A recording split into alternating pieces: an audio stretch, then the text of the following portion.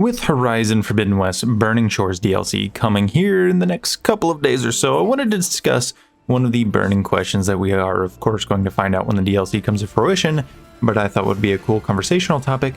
Why are we fighting a Horus? Why are we fighting a metal devil? Of course, for gameplay reasons, because it's awesome. That's why. But story-wise, who in the right mind woke this up? Was it a delving accident gone wrong, or was it maybe something a little bit intentional? Well, we're going to go over that today. Now, without further ado, remember, if you do enjoy today's video, don't forget to leave it a big old like. If you enjoy content like this, you want more like it, be sure to check out that button underneath the video. It used to be red. It still says subscribe. Last but not least, gotta thank my channel members. You guys help make these videos possible. If you want to join, get access to the exclusive perks that they get, be sure to check out that blue join button. Anyway, let's begin. Now, a simple and uninteresting explanation, in my opinion, would be a delving accident gone wrong. Maybe somebody got a little too ambitious, whether it was a member of the Quen tribe that were coming across down here in LA, or maybe just people going off doing the just random delvers going out and trying some things. Maybe that's the case. That just happened to wake it up, and all chaos would ensue after that, and it would be a big challenge for Aloy. But what if it's something a little bit more interesting? And the thing that I think has been hinted at in the promotional material that we've gotten is that maybe Aloy and her new companion Sika have done this intentionally. Now, why on earth would they do this? And how do we even know that this could be the likely scenario? Well, first of all, in some of the trailers that we've gotten, we do see them climbing up towards the metal devil before it's even awakened. So it seems like they're going up towards it into the parts where maybe control centers would be, similar to where we find Silence when he is working on that part of the metal devil in the main storyline of Forbidden West just before we encounter the Zeniths for the first time. There's also a part in the Sika trailer that was released today, the day that I'm recording this, yesterday, the day before when you're probably watching this, where it seems like Sika and Aloy's actresses are standing together reading off a series of numbers. Could this be a set of activation codes that they would need to actually turn on a Horus? Now, I could, of course, be really reaching here. It could just be a warm-up or something that has to do with a completely different scene, as they're in mocap outfits and this is not something in-game, but I did think it was something interesting. If you're having to simultaneously read off a set of codes, we know that these machines are turned off and on via codes. Could this be what's going on here?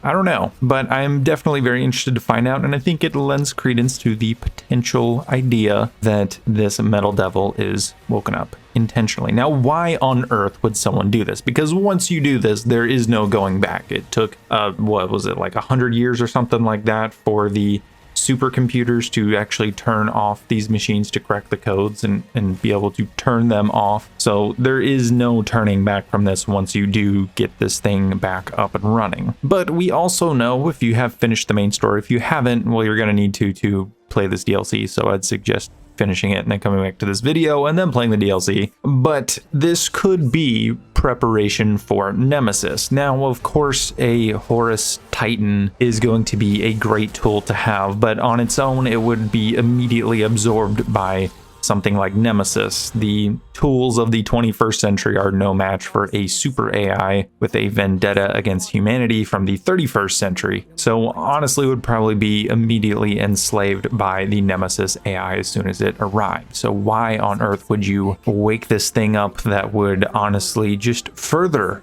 cause your own doom once Nemesis does arrive? Well, I think it's not just the physical capabilities a Horus would have. I don't think it's just overriding it and having it as another tool on your side. I think it has a couple of options that would actually make it a very quality ally if you have the right pieces. We do see Aloy using some of the Zenith tech. I'm sure she has repurposed it. Now, will it be used as a weapon, or is it some sort of key to override? It appears to be some sort of a weapon in the trailer, but that doesn't mean she wouldn't have other Zenith tech that she can use for it. Now, what she could be possibly doing here is trying to override it and maybe use it in a merge with Hephaestus, potentially, and then you have kind of a mobile piece of Hephaestus if and when we do capture him in the third game, to be able to actually have something, another very powerful AI on our own side. As we know at this point, Hephaestus can modify himself and honestly stand on his own. Now, if Gaia is not strong enough to absorb him, maybe if he stands on his own, he can be an even greater ally to the humans who are alive on Earth at this time. Maybe something that large is the only thing that can contain a Hephaestus. I don't think that part of the theory is quite accurate because they had him inside of one of the cauldrons, and that was already a struggle. So I don't think it's that one, but still something worth considering. Even if it's just to hold a piece of Hephaestus, to have that mobile use of something that can repair and produce new machines, I think that could be something extremely valuable if and when we do actually get Hephaestus, and if we are actually able to get this Horus under our own control, again, for that Nemesis invasion. Now, this could also be a way to stop the Quen Admiral that I'm assuming is the villain in this DLC. Even if he's not, whoever the villain is seems to have some sort of new powerful technology that they're using.